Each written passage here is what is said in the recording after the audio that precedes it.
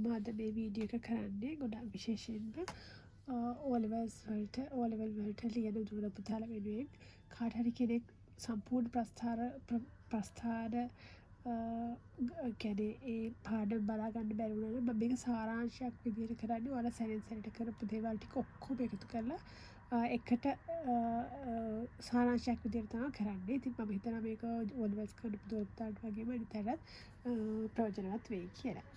ඉතින් මම ලියන්නම් මේක ප්‍රස්ථාර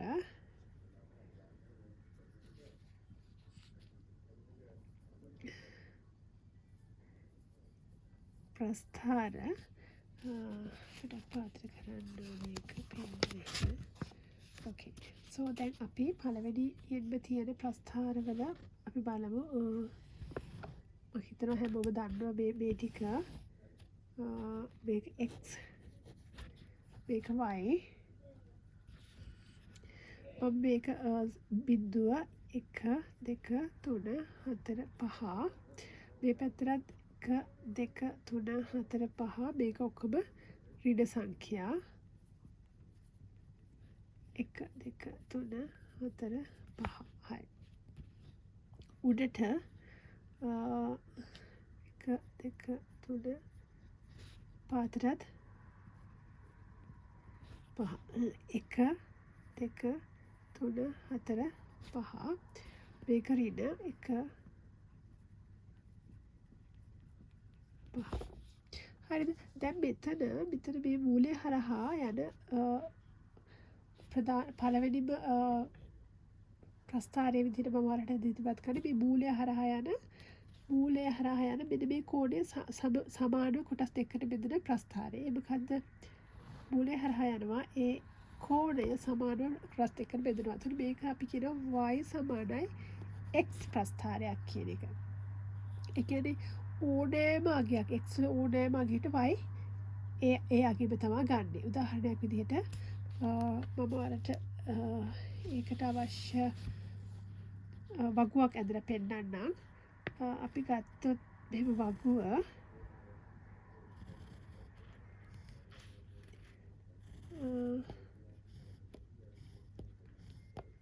හරි මෙතන මේකේ සමීකරණය තමයි y සමානයි x. හරිද? පේනවාද කියලා හිතනවා. එතකොට x මෙතන y x වල බිඳුව 1 2 3. එතකොට y වලත් බිඳුව 1 2 3. අන්න ඒක නිසා තමයි y සමාන x කියන්නේ. x වල ඕනෑම අගයක් y වල ඒ අගයටම සමාන වෙනවා. හරිද? එතකොට තවත් ප්‍රස්ථාරයක් තියෙනවා. ඒකත් මූලය හරහාම යන්නේ. ඒක මගින් මෙන්න මේ කෝණය සමාන කොටස් දෙකකට බෙදෙන්නේ නැහැ.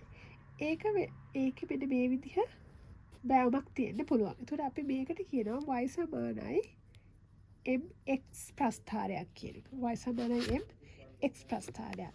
එතකොට මේ m කියන්නේ අනුක්‍රමණය. හරිද? අපි හිතමු මම ඒකට වගුවක් ඇදලා පෙන්නන්නම්.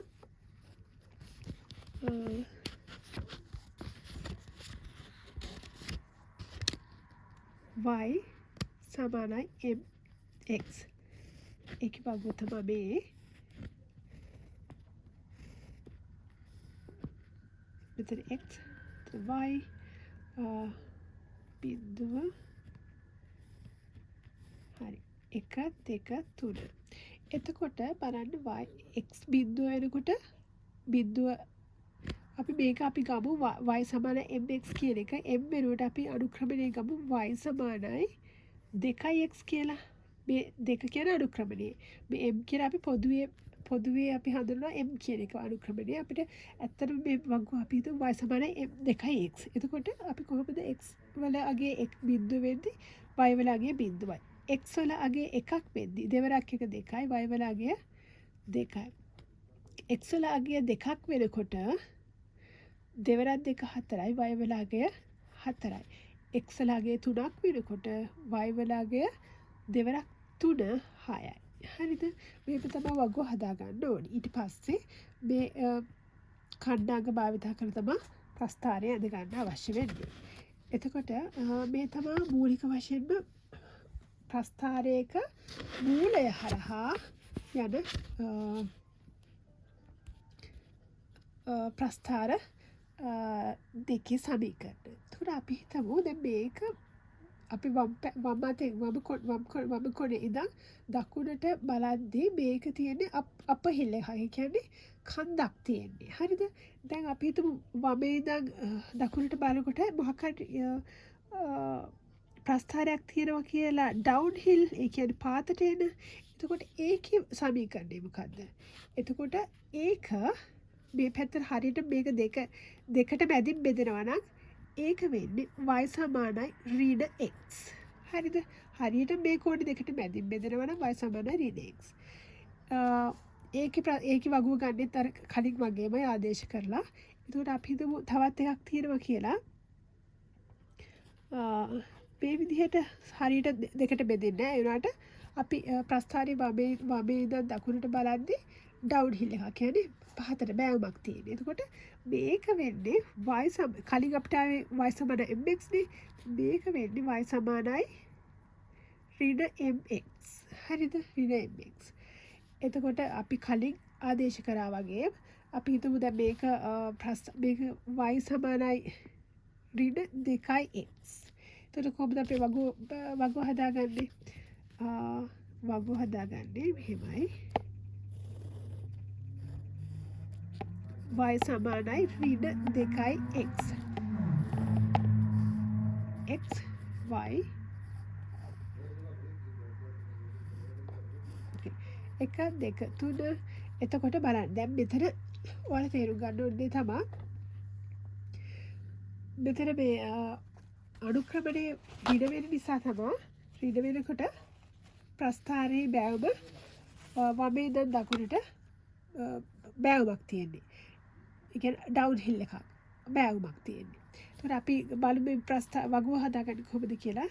දැන් බිඳුව ආදේශ කරන්න x වලට බිඳුව ආදේශ කරාම ඍණ 2 වරක් බිඳුව කියන්නේ බිඳුව. ඕනම වගයක් බිඳුවෙන් වැඩි කරාම අපිට එන්නේ බිඳුව. එතකොට අපි හිතමු x කියන්නේ 1යි නම් ඍණ දෙවාරයක් 1 කියන්නේ ඍණ 2යි.